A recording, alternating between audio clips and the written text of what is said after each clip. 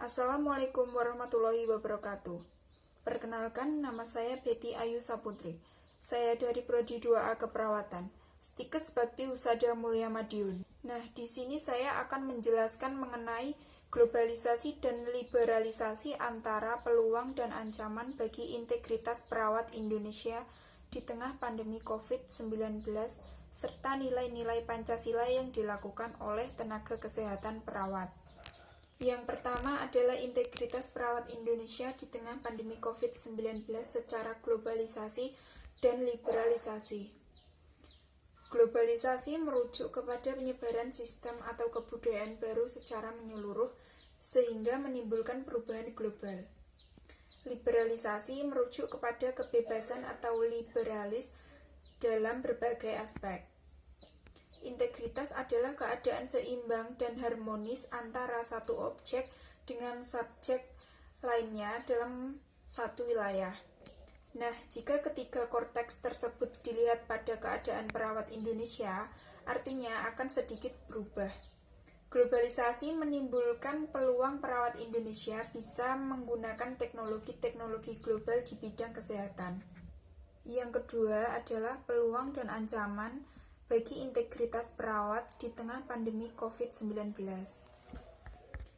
Liberalisasi juga menimbulkan peluang bagi perawat Indonesia. Yang pertama, agar mampu mengekspresikan cara medis mereka. Dan yang kedua, mendapatkan perlengkapan obat dari rumah sakit untuk melindungi diri agar terhindar dari tertularnya COVID-19. Ada juga ancaman perawat Indonesia, di antaranya 1. Infeksi dari COVID itu sendiri di masa ini. Tenaga medis memiliki kecenderungan lebih tinggi untuk terinfeksi penyakit dari pasien jika mereka tidak melakukan tindak pencegahan yang tepat. Ini dapat muncul ketika pasien dan infeksi batuk atau bersin di tengah prosedur medis tertentu. Yang kedua adalah waktu kerja yang panjang. Semua orang tahu bahwa industri medis meliputi jam kerja yang panjang untuk mereka yang bekerja di rumah sakit dan klinik. Tenaga medis khususnya perlu memiliki jam kerja yang panjang dan terkadang mereka diberikan pembagian jam yang berganti-ganti, khususnya jika mereka harus menggantikan tenaga medis yang tidak masuk. Yang ketiga, adanya stigma negatif dari masyarakat. Beberapa waktu lalu kembali terjadi peristiwa yang cukup memprihatinkan. Perawat di RSUD Bung Karno Solo, Jawa Tengah diusir oleh pemilik kosnya di kawasan Grogol, Kabupaten Sukoharjo. Ketua Tim Penanggulangan Bencana RSUP Dr. Karyadi mengungkapkan adanya stigma negatif dari masyarakat turut berdampak pada kondisi tenaga medis. Akibatnya, mereka tidak maksimal dalam memulihkan energi setelah seharian bekerja mengobati pasien yang terpapar virus corona. Di saat istirahatnya, kurang maksimal atau tidurnya di rumah sakit, atau yang berbeda kenyamanan jika tidur di rumah atau di kos. Padahal mereka butuh istirahat yang cukup. Yang keempat, merasa bersalah terhadap korban yang tidak terselamatkan. Ketika tenaga medis kehilangan pasien, itu membebani mereka. Bahkan jika tahu secara logis, mereka membuat pilihan terbaik. Perasaan tidak berdaya adalah beban bagi mereka. Tidak hanya itu, tenaga medis juga beresiko melihat rekan kerja tumbang karena ikut terinfeksi dari pasien. Yang ketiga adalah nilai-nilai Pancasila yang dilakukan oleh tenaga kesehatan perawat.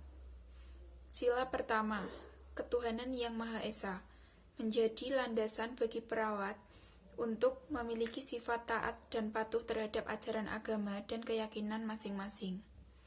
Tetap menjadikan Tuhan yang Maha Esa sebagai tujuan utama dalam melakukan setiap tindakan kepada klien.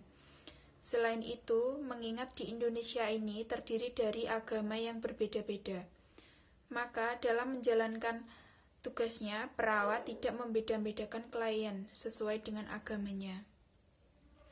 Sila kedua, kemanusiaan yang adil dan beradab. Dalam sila ini mengandung nilai yang sangat penting bagi perawat.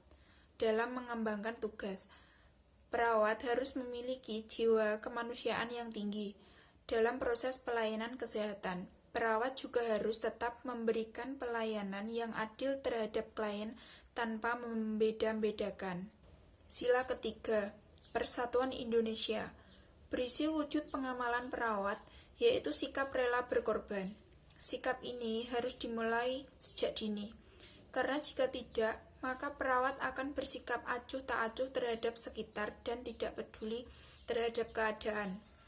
Perawat juga harus dapat menempatkan kepentingan di atas kepentingan pribadinya. Sila keempat, kerakyatan yang dipimpin oleh hikmat kebijaksanaan dalam permusyawaratan perwakilan. Ini menunjukkan perawat yang berani mengambil keputusan atau tindakan yang didukung dengan sigap. Jangan lupa, sebelumnya dilakukan terlebih dahulu musyawarah agar tindakan yang dilakukan menghasilkan suatu hasil yang baik. Yang terakhir adalah sila kelima, keadilan sosial bagi seluruh rakyat Indonesia. Suka memberi pertolongan tanpa pamrih, perilaku mulia. Dan sifat ini adalah dalam diri perawat-perawat Indonesia. Bekerja keras demi terwujudnya keadilan sosial dalam bidang kesehatan agar terciptanya masyarakat Indonesia yang sehat.